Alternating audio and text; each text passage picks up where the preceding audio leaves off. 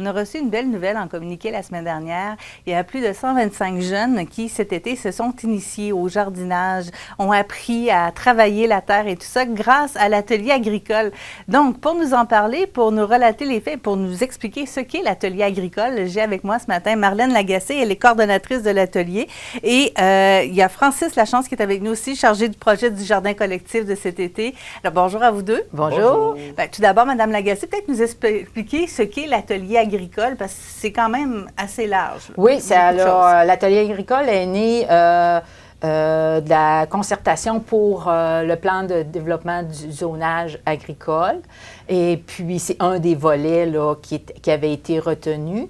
On a deux volets dans l'atelier agricole. On a celui qui est un incubateur agroalimentaire qui invite des gens qui ont un potentiel, une idée, un rêve en agriculture, mais qui n'ont pas d'espace ou qui veulent partir à petite échelle.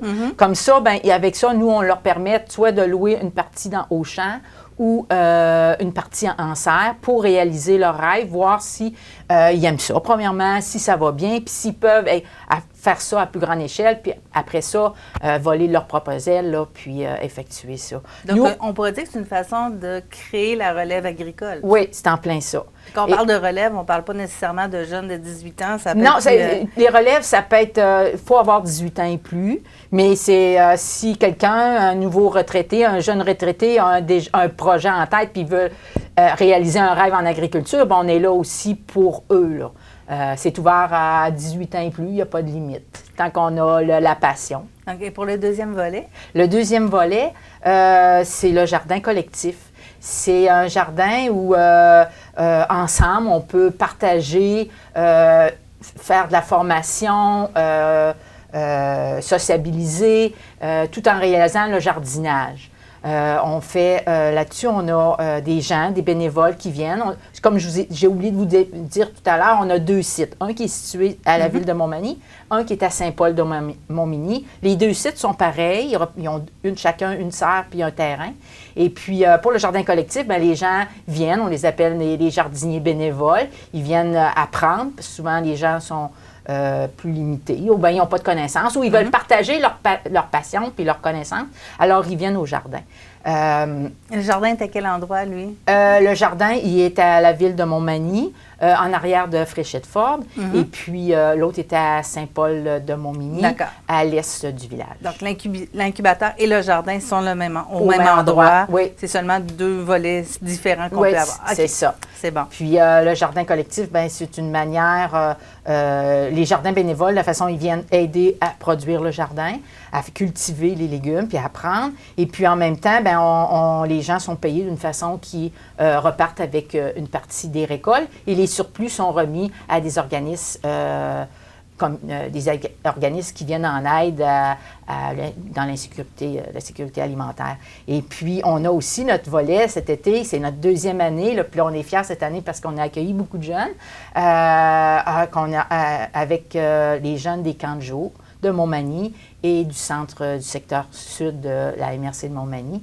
Et puis, on a eu plein d'activités. Francis peut nous en parler parce que c'était un de nos responsables. Il y a Mme Rosalie Voyer qui est à Saint-Paul qui s'occupe du centre-sud et puis il y a Francis Lachance là, qui est responsable pour le secteur de la ville de Montmagny. Fait que je vais lui laisser la parole. Il va vous expliquer un peu ce qui s'est passé avec le camp des jeunes. Qu'est-ce que vous avez décidé de créer avec les jeunes? Donc, on a décidé tous ensemble là, de trouver des ateliers pour les initier, là, entre autres à l'agriculture, au jardinage, aussi essayer d'augmenter là, leur littératie au niveau alimentaire, là, parce que c'est quand même quelque chose qui manque là, souvent, là, qu'on remarque entre autres chez les jeunes, mais aussi chez toute personne, peut-être moins chez les personnes âgées là, qui sont très habituées de jardiner de façon traditionnelle.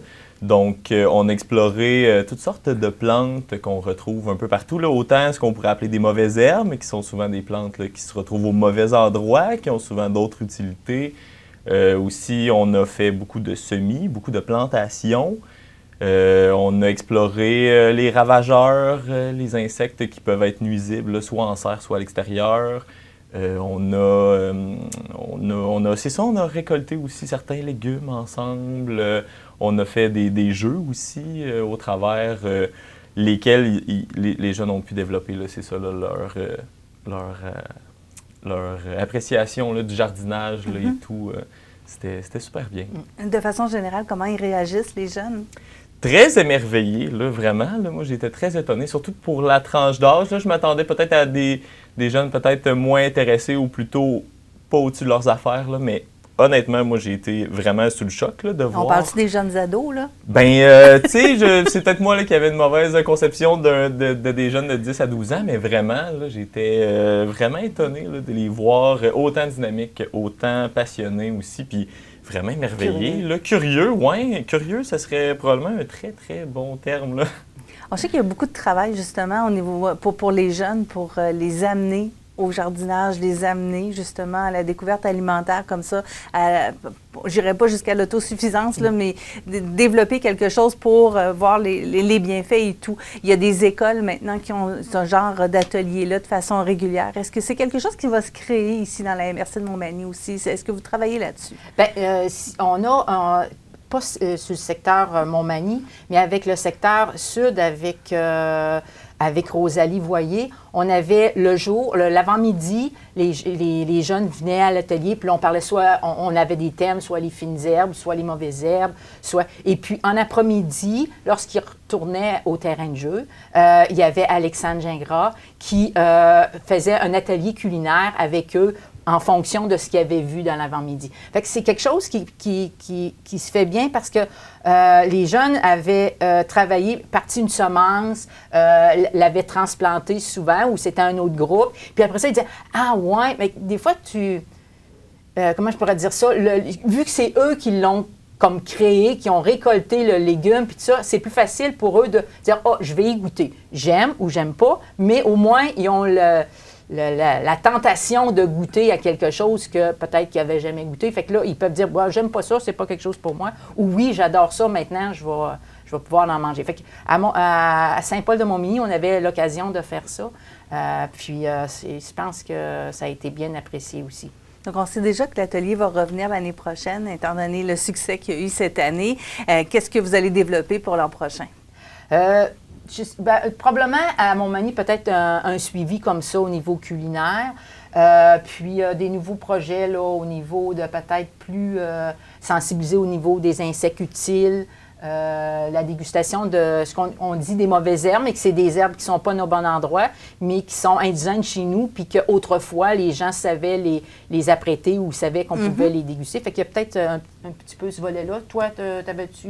Bien, en fait, j'oserais faire un appel aux bénévoles. C'est pas juste les gens qui ont un intérêt pour le jardinage, mais aussi s'il y a des gens qui souhaitent s'impliquer au niveau de la construction. Ça peut être soit des petits abris ou toutes sortes de matériel, là, dans le fond, toutes sortes... souvent, les gens ont quelque chose à nous apporter qu'on ne soupçonne peut-être pas. Puis le jardin collectif, c'est un bel endroit là, pour venir s'impliquer. Puis, dans le fond, les surplus de légumes sont distribués aux organismes. Là, puis en plus, on fait de l'éducation. Puis c'est un beau milieu où on vous attend tous. Comment ça va, la récolte cette année? Quand même, je dirais plutôt bien, malgré les intempéries quand même. Jusqu'à maintenant, on a plus d'1 tonne de légumes distribués aux organismes. Là. Alors, c'est assez positif. Oui, il faut dire que c'est notre 2e année de récolte. Fait qu'on a quand même, avec la température, on le sait, on entend un peu partout, là, c'est pas facile pour la culture maraîchère, pour nos agriculteurs aussi. Fait que nous, on est quand même satisfaits là, pour la 2e année là, avec les résultats. On a eu des petits pépins avec des choses, c'est normal. La température de la nature n'est pas toujours de notre côté. Là. On a eu vraiment beaucoup d'eau. Oui, ça, on n'a pas eu, on n'a pas manqué. Le système d'irrigation n'a pas parti. On n'a pas eu besoin. On n'a pas eu besoin. Mais c'est ça. Mais en tout cas, on est bien satisfaits. On a une belle, comme Francis dit, là, on est très heureux là, des résultats. Puis on a une production en serre, fait que ça a quand même production de tomates, concombres. À Saint-Paul, on a des melons d'Oka, on a du kale, on a des petits concombres, des piments, des poivrons. Fait que ce qui est en serre, c'était plus facile à contrôler, mais au champ, on est quand même satisfait. Là, il y a des belles récoltes. Il n'y a pas moyen pour monsieur, madame, tout le monde d'aller s'approvisionner chez vous? Non. Non, nous, on fonctionne de façon à ce que les jardiniers viennent partager avec nous. Il y a des cédules, des blocs à respecter. Puis, que ça soit participer, comme Francis a dit, là, soit en donnant du temps pour bâtir des structures pour mieux accueillir les gens ou aux travaux manuels, là, ou travailler au jardin. Là. Puis après ça, les gens peuvent repartir avec, on les paie avec les produits qu'on récolte. Là. Vous allez participer cette année aux promenades gourmandes à la fin septembre. Oui. De quelle façon? De quelle façon? Bien, on commence par la ville de Montmagny, les 2 samedis, dimanches. On va faire une activité de glanage. On reçoit aussi le marché La Chèvre et le Chou qui vont être présents sur le site. Et puis, on va faire de la formation. Est-ce que ça se peut qu'il y ait aussi un atelier culinaire? Oui, c'est vrai, avec oui. chef Brian Lamine là, du La Fontaine. Oui, oui. Si je ne m'égare. C'est ça, en plein ça. Et puis, la deuxième fin de semaine, on se trouve être à Saint-Paul-de-Montmagny avec, on va avoir un atelier de bricolage, probablement avec Mme Rosalie Voyer, avec elle. On ne sait pas trop encore, peut-être des épouvantails ou quelque chose comme ça pour les enfants.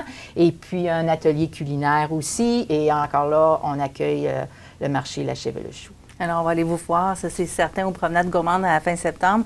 C'est une belle initiative de l'atelier agricole dont on parlait ce matin en compagnie de Marlène Lagacé, coordonnatrice de l'atelier agricole, et Francis Lachance, qui est chargé de projet du Jardin collectif. Merci à vous deux. Merci, bonne journée. Merci beaucoup, bonne journée.